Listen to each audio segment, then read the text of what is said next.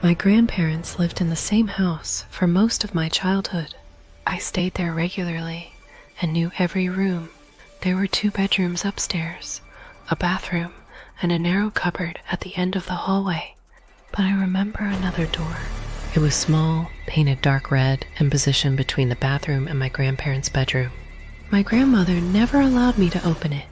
Whenever I asked what was inside, she said it was part of the old house and that children should leave old things alone. I stopped visiting after my grandfather died. My grandmother moved away shortly afterwards, and the house was sold. Years later, I mentioned the red door to my mother. She had no idea what I meant. She showed me photographs of the upstairs hallway. There was no door between the bathroom and bedroom, only a solid wall. I assumed I had combined the house with a memory from somewhere else. Then the property returned to the market.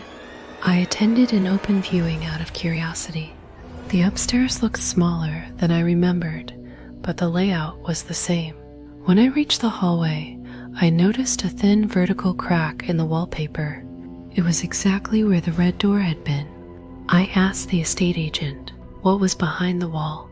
She said the current owners had also wondered about it.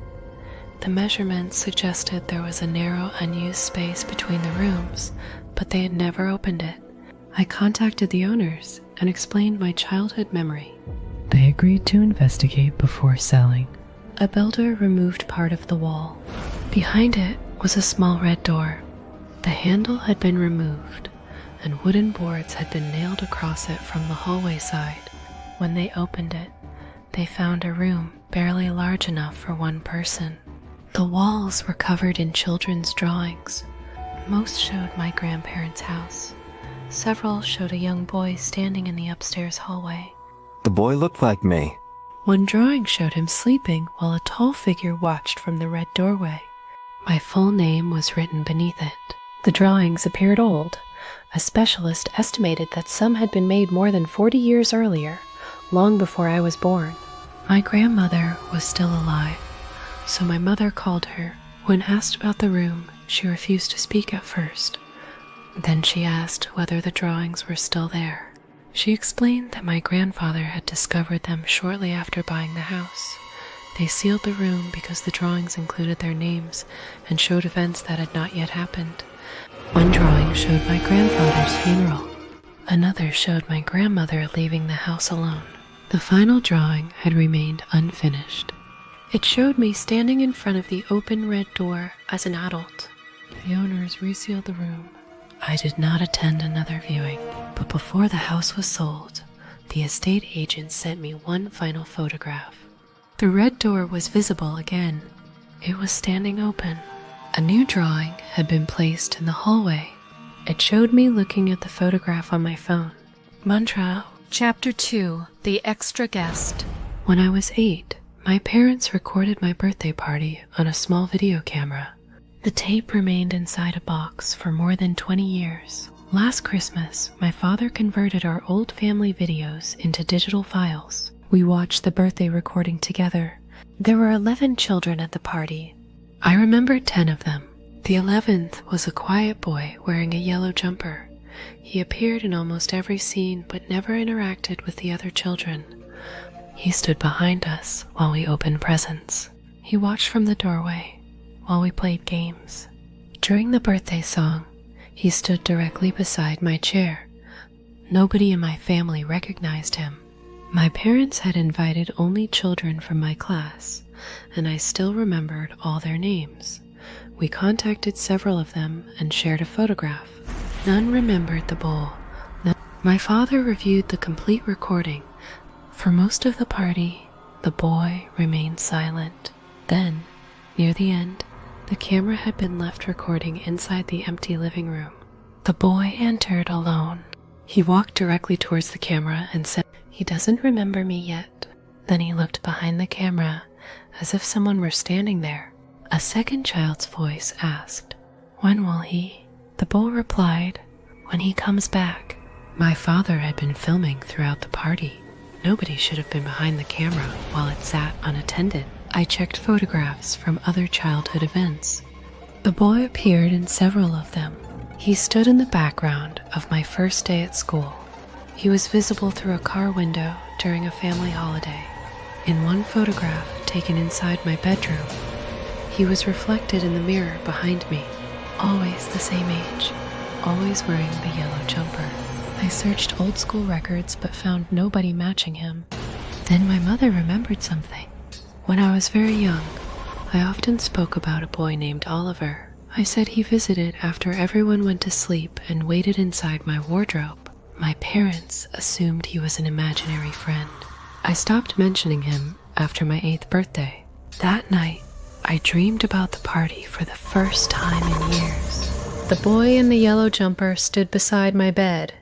He asked why it had taken so long to come back. When I woke, the digital birthday video was playing on my laptop. I had closed it before going to sleep. The recording had changed. During the birthday song, the chair beside mine was no longer empty. An adult version of the boy was sitting there. He was looking directly at me through the camera. Chapter 3. The Boy at the Lake. Every summer, my family stayed in a cabin beside a remote lake. When I was 9, I became friends with a boy named Thomas. He appeared near the water on our first afternoon and asked whether I wanted to explore the woods. He was approximately my age, with dark hair and an old green backpack. My parents never met him. Thomas always left before dinner and never came near the cabin. He said his family stayed on the opposite side of the lake. We spent almost every afternoon together. On the final day, Thomas asked me to follow him along an overgrown path. He led me to an abandoned wooden cabin hidden among the trees. Inside, the furniture was covered in dust. Children's shoes stood beside the door, and an old calendar hung on the wall. Thomas said his family used to stay there, and he asked if I could help him find his younger sister. He said she had disappeared near the water, and that the adults had stopped looking too soon. I became frightened and returned to my parents. When I told them about Thomas, my father searched the area. He found the abandoned cabin, but no boy. The cabin had been empty for decades. We never returned to the lake. More than 20 years later, I visited the region with friends. I searched local archives and found a newspaper article about 2 missing children. A brother and sister had disappeared from the lake in 1978. The boy's name was Thomas. The article included a photograph of him wearing a green backpack. Searchers had found his sister's body near the shoreline, but Thomas was never located. The article stated that Thomas had last been seen entering the woods to look for her. I returned to the old cabin. It was close to collapsing, but the interior remained recognizable. The calendar still hung on the wall, open to August 1978. On the dusty table was a recent photograph. It showed me and Thomas standing beside the lake when I was 9. Neither of us had possessed a camera.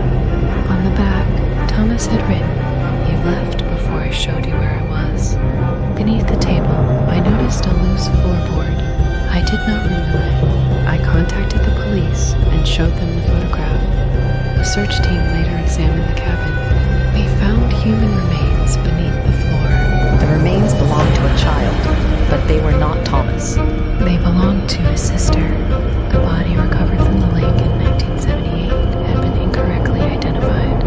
Thomas had not been searching for his sister. He had been trying to show someone where she really was. Police reopened the investigation. They never found Thomas, but sometimes I dream about the path through the woods. In those dreams, he is still 9 years old. He was standing beside the abandoned cabin with his green backpack, and every time he asked the same question, "Are you ready to see where I went?"